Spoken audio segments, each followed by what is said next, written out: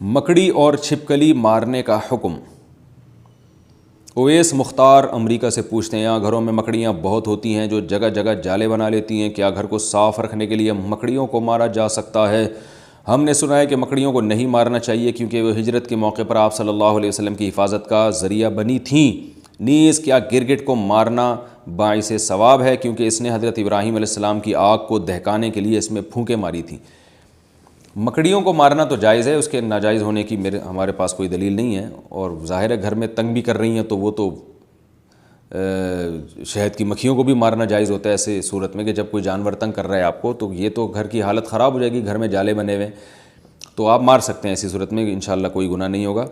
رہا یہ مسئلہ کہ گرگٹ کو مارنا، تو صحیح مسلم کی حدیث ہے کہ آپ صلی اللہ علیہ وسلم نے فرمایا کہ چھپکلی کے بارے میں کہ جب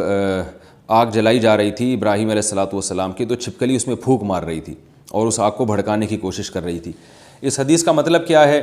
علماء نے لکھا ہے کہ یہ صرف یہ بتانے کے لیے ہے کہ چھپکلی اور اس جنس کے جتنے جانور ہیں، جس میں گرگٹ بھی آتا ہے، یہ جو جنس کے جانور ہیں نا، ان میں انسان دشمنی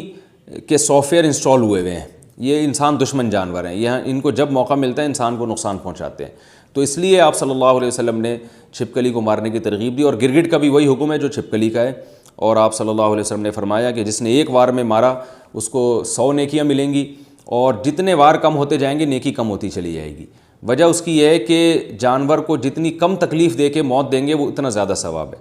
اب چھپکلی کہیں دیوار پر ہے، آپ نے ایک چپل ماری اور وہیں اس کا اسٹیکر بن گیا، تو چھپکلی کو اس سے تکلیف نہیں ہوتی، سیکنڈوں میں اس کی جان نکل جاتی ہے۔ لیکن اگر آپ نے اس سے کھیلنا شروع کر دیا،